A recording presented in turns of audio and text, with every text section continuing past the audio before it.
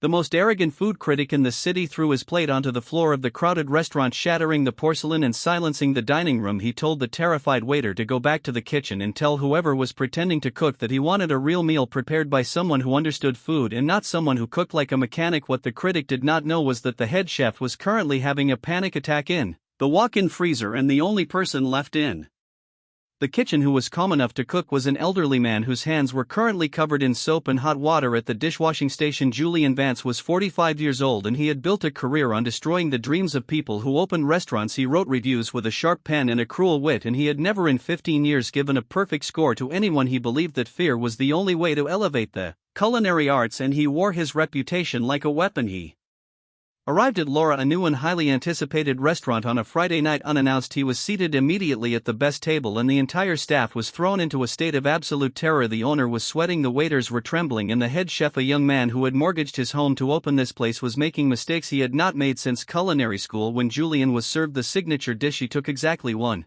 bite, chewed it, slowly swallowed, and then stood up and pushed the plate off the edge of the table, where it smashed loudly on the hardwood floor. He said it loudly enough for the entire room to hear that the dish was an insult to the ingredients and a tragedy for anyone with a working palate. He demanded they try again, and he gave them exactly 20 minutes to produce something that would prevent him from ending their business in his Sunday column.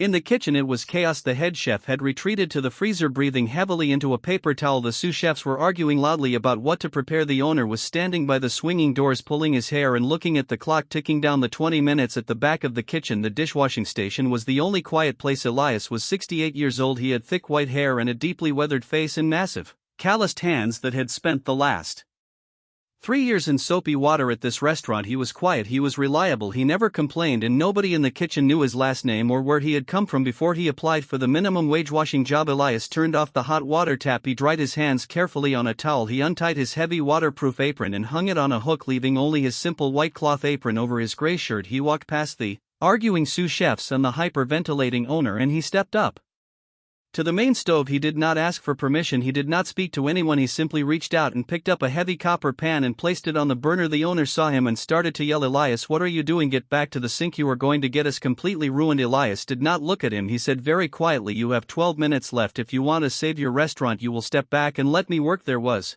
something in the way the old man spoke, a weight and an absolute authority that had nothing to do with washing dishes. The owner stopped talking, the sous chef stopped arguing, the kitchen went completely silent. Elias moved with a grace that was impossible to describe. He did not rush, he did not panic, he simply knew exactly where everything was and exactly what the ingredients wanted to do.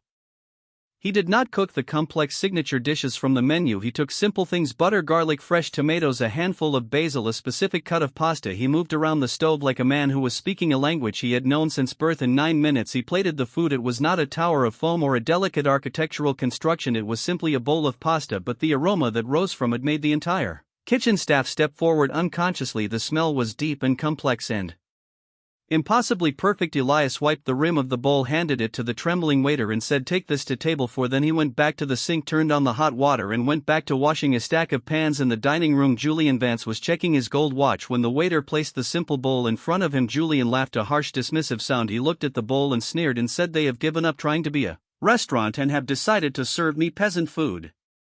He picked up his fork, pierced the pasta and took a bite. Julian closed his eyes, prepared to formulate the exact sentence that would destroy the restaurant. He tasted the food, he stopped chewing. The dining room was completely silent. Everyone was watching the most feared critic in the city. Julian opened his eyes, he looked at the bowl, he took another bite, he chewed slowly and swallowed, and his hand holding the fork began to tremble slightly. He took a third bite, and then the most arrogant, ruthless food critic in the city put his fork down, put his face in his hands and began to cry. He did not just weep, he sobbed, his shoulders shaking right there in the middle of the dining room.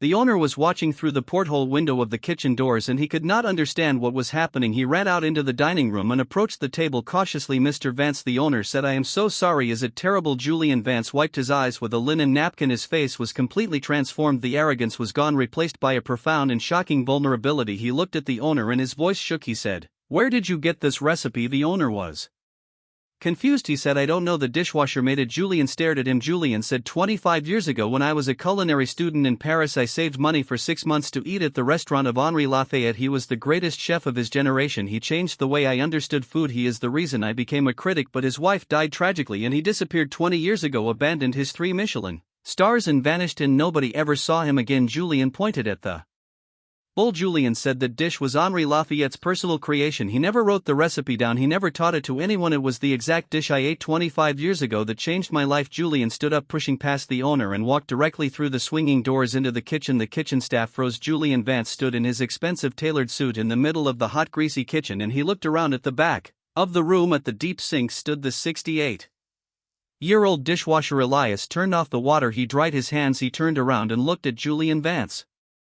Julian stared at the thick white hair and the weathered face and the deeply peaceful eyes, and he recognized the man who had been on the cover of every culinary magazine in the world 2 decades ago, Chef Lafayette. Julian whispered. Elias smiled, a very small, very quiet smile. "I am just Elias now," he said softly. "I prefer the quiet of the water, it gives me time to think." Julian stepped forward, his expensive suit completely out of place, and he bowed his head to the dishwasher in absolute reverence. He said, "Chef, I threw a plate on the floor of your restaurant tonight, and I have never been more ashamed of myself in my entire life. I have spent 15 years tearing people down because I thought I was protecting your standards, and I realize now I understood nothing about what made your food great." Elias picked up a towel and wiped a wet counter. He said, "You cannot taste arrogance, Julian. Food is not a weapon, food is a memory, and if you cook with anger, people will taste the anger." I left the kitchens because my heart was broken and I did not want to feed people my sorrow. He looked at the powerful critic who was standing in front of him like a student. "I washed dishes for 20 years to wash my heart clean," Elias said, "and tonight I felt ready to cook again."